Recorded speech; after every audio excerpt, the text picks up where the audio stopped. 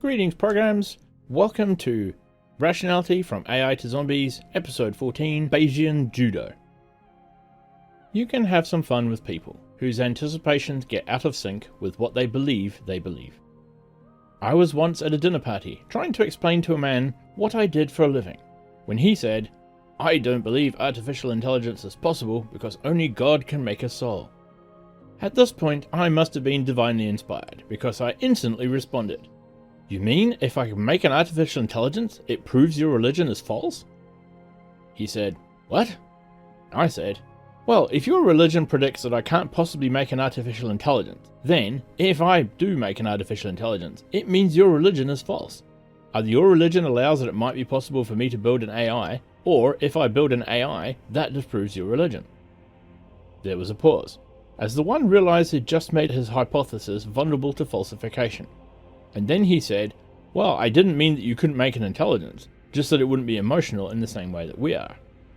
I said, "So, if I make an artificial intelligence that, without being deliberately programmed with any kind of script, starts talking about an emotional life that sounds like ours, that proves your religion is wrong?" He said, "Well, I guess we may have to agree to disagree on this." I said, "No, we can't actually. There's a theorem of rationality called Ullmann's agreement theorem, which shows that no two rationalists can agree to disagree. If two people disagree with each other, at least one of them must be doing something wrong." We went back and forth on this briefly. Finally he said, "Well, I guess I was really trying to say that I don't think you can make something eternal." I said, "Well, I don't think so either. I'm glad we were able to reach agreement on this, as Ullmann's agreement theory requires." I stretched out my hand, he shook it, and he wandered away. The woman who stood nearby, listening to the conversation, said to me gravely, "That was beautiful." "Thank you very much," I said. Now, that short example is literally the entirety of Chapter 14. So, I am now going to move on to Chapter 15, Pretending to be Wise, which begins with a quote. "The hottest place in hell is reserved for those who in time of crisis remain neutral. Dante Alighieri, famous hell expert. Scribble, scribble, scribble. John F. Kennedy, misquoter." It's common to put on a show of neutrality or suspended judgment in order to signal that one is mature, wise, impartial, or just has a superior vantage point. An example would be the case of my parents, who respond to theological questions like, "Why does ancient Egypt, which had good records on many other matters, lack any record of Jews ever having been there?" with comments like, "Oh, when I was your age, I also used to ask that sort of question, but now I've grown out of it." Another example would be the principal who, when faced with two children who are caught fighting in a playground, sternly says, "It doesn't matter who started the fight, it only matters who ends it." Of course it matters who started the fight. Principal may not have access to good information about this critical fact, but if so, the principal should say so, not dismiss the importance of who threw the first punch. Let a parent try punching the principal, and we'll soon see how far "it doesn't matter who started it" gets in front of a judge. But to adults, it's just inconvenient that children fight, and it matters not at all to their convenience which child started it. It is only convenient that the fight end as rapidly as possible. A similar dynamic, I believe, governs the occasions in international diplomacy where great powers sternly tell smaller groups to stop fighting right now. It doesn't matter to the great power who started it, who provoked, or who responded disproportionately to provocation, because the great power's ongoing inconvenience is only a function of the ongoing conflict. Oh, can't Israel and Hamas just get along? This I call pretending to be wise. Of course, there are many ways to try and signal wisdom, but trying to signal wisdom by refusing to make guesses, refusing to sum up evidence, refusing to pass judgment, refusing to take sides, staying above the fray and looking down with a lofty and condescending gaze, which is to say, signaling wisdom by saying and doing nothing, well, that I find particularly pretentious. Paolo Freire said, "Washing one's hands of the conflict between the powerful and the powerless means to side with the powerful, not to be neutral." A playground is a great place to be a bully, and a terrible place to be a victim if the teachers don't care who started it. And likewise, in international politics, a world where the great powers refuse to take sides and only demand immediate truces is a great world for aggressors and a terrible place for the aggressed. But of course, it is a very convenient world in which to be a great power or a school principal. So part of this behaviour can be chalked up to sheer selfishness on the part of the wise. But part of it also has to do with signalling a superior vantage point. After all, what would the other adults think of a principal who actually seems to be taking sides in a fight between mere children? Why, it would lower the principal's status to a mere participant in the fray. Similarly, with the revered elder, who might be a CEO, a prestigious academic, or a founder of a mailing list, whose reputation for fairness depends on their refusal to pass judgment themselves when others are choosing sides. Sides appeal to them for support, but almost always in vain, for the wise are revered judges on the condition that they almost never actually judge. Then they would be just another disputant in the fray, no better than any other mere arguer. Oddly, judges in the actual legal system can repeatedly hand down real verdicts without automatically losing their reputation for impartiality. Maybe because of the understood norm that they have to judge, it's their job. Or maybe because judges don't have to repeatedly rule on issues that have split a tribe on which they depend for their reverence. There are cases where it is rational to suspend judgment, where people leap to judgment only because of their biases. As Michael Rooney said, "The error here is similar to one I see all the time in beginning philosophy students. When confronted with reasons to be skeptics, they instead become relativists. That is, when the rational conclusion is to suspend judgment about an issue, all too many people instead to conclude that any judgment is as plausible as any other." But then, how can we avoid the related but distinct pseudo-rationalist behaviour of signalling your unbiased impartiality by falsely claiming that the current balance of evidence is neutral? For example, "Oh well, of course you have a lot of passionate Darwinists out there, but I think the evidence we have doesn't really enable us to make a definitive endorsement of natural selection over intelligent design." End quote. On this point, I'd advise remembering that neutrality is a definite judgment. It's not staying above anything, it's putting forth a definite and particular position that the balance of evidence in a particular case licenses only one summation, which happens to be neutral. This too can be wrong. Propounding neutrality is just as attackable as propounding any particular side. Likewise with policy questions. If someone says that both pro-life and pro-choice sides have good points, and that they really should try to compromise and respect each other more, they are not taking a position above the two standard sides in the abortion debate.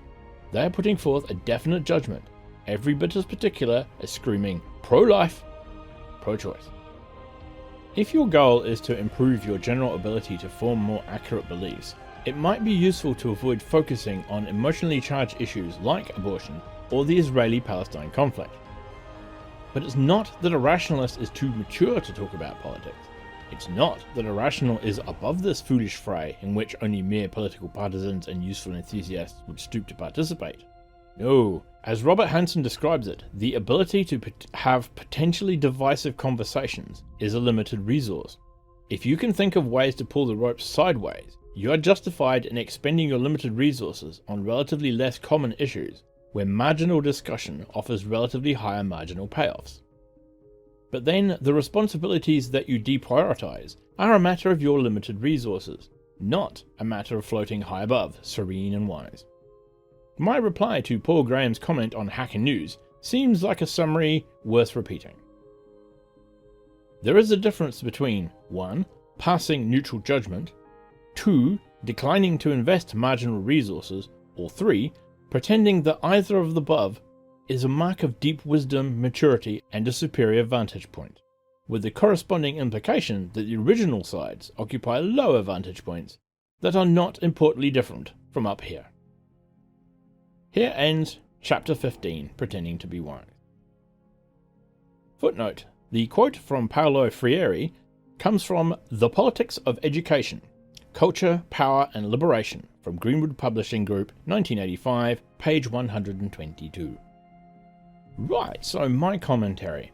Okay, so The Bayesian judo thing, in addition to being kind of cool and a little bit showing off, shows how you can demonstrate to a person that their philosophical grounding on something, such as the existence of God or souls or AI, falls apart under very basic inquiry, the type of minimal inquiry that somebody can have while they're just standing there chatting to you at a party.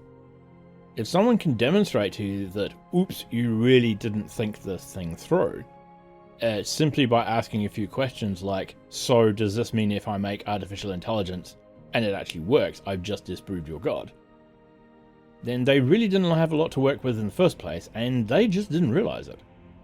And you will find if you spend a lot of time online fighting and arguing or even just talking to people in very divisive topics such as the abortion debate, creationism, and so forth, if you use this technique of simply following it through to its logical conclusion, as Eliezer did here, it really doesn't take long to demonstrate that their original concept really didn't have any grounding and it was based entirely on something that just didn't work. However, in my experience, the people I talk with are somewhat less mature than Eliezer's interlocutor, and they will tend to get angry. Nothing makes people get angry faster than the sinking feeling they get when they discover they've made an assumption on something that's faulty and it doesn't hold up. For example, you're having one of those heated discussions with somebody about abortion, for example, and they base their case on God and the existence of the soul, and that souls will be lost and sent to hell if you have an abortion or something along those lines. If you then demonstrate that the soul doesn't exist and in fact cannot exist, and physics handily proves this point, it will knock the whole case out from underneath them, and they will get very, very upset about it. So just keep that in mind.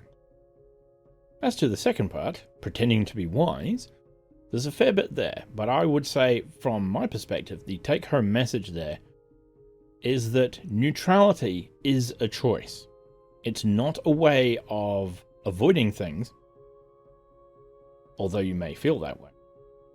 It is an active choice. If you say, I'm going to stay out of this, then that actually signals something. And in most cases, you already know enough to know that what you're staying out of is going to have some kind of consequences. If you come across a schoolyard bully and you've got one big kid beating up one small kid and you say, well, I don't know who's responsible, so I'm just going to stay out of this, you have in fact made a choice to let the little kid get beat up by the big kid, because that's pretty obviously the way things are going. And same goes to the political example. If the US is threatening some smaller country like, we'll just pick one at random, Venezuela, there's no way in hell that's a fair fight economically, militarily, or possibly even socially. So if you see the incredibly unlikely scenario of the US gearing up for a major invasion of Venezuela, and you say to yourself, gosh, I don't know enough about this, I'm just going to stay out of it, you've made the choice to let Venezuela get steamrolled. Because you know that's what's going to happen. The US is a big country. It's got the biggest military on Earth. They spend more money than the next 10 nations combined, 8 of which I think are allies of the US. And those 10 include big countries like Russia, China, the UK, most of Europe. Wow. So you can't pretend neutrality. All you can do is say, yeah, the US is going to steamroller Venezuela. That sucks. You have to be honest about it. So to sum up, staying out of things doesn't necessarily make you wise. It's just a pretense in many cases, and you may be falling for it. In order to actually be neutral, you might actually have to investigate further and do more than simply say, yeah, I'm not going to get involved, because that is an action. Well, that's all for this episode. Unfortunately, for the next little while, I'm likely to be stuck doing these and nothing else. Partly I've been doing them for the practice and narrating, and partly because they're easy. The largest part of any of these little productions is me having to sit down, think, and script out what I'm going to say. Whereas with this, I can just read it off and have a bit of a think. Plus, it's something I needed to read anyway. And by talking it back to you guys, I get to understand things just a little bit better. If anybody's ever tried to teach you something, the best way to actually learn a thing is to have that person then try and explain it to a third party, which is what I'm doing now. And to go along with this, I had the near inevitable thing that you hear from YouTubers, which is I had a hard drive crash and it wiped out all my stuff. Yep, I had a hard drive crash and it wiped out all my stuff. It was my 3TB hard drive that had mostly movies and my YouTubing stuff. I had no idea that the YouTubing stuff was even on that hard drive until I went to do a new episode. Oops. So I had to re-download all the pictures, all the backdrops, all the little bits of music, and start from scratch. Gak. So for the next little while, it's going to be just these. When next I manage to release something, it could be any one of the following. How depression probably saved the human race. How actual rebuttals and refutations really work. Why you are not transphobic if you're not attracted to trans people, and why that's okay. And why worshipping God is immoral. Far more likely to be that one. Tune in next time for another one of these episodes, or one of those. Really depends. Bye for now.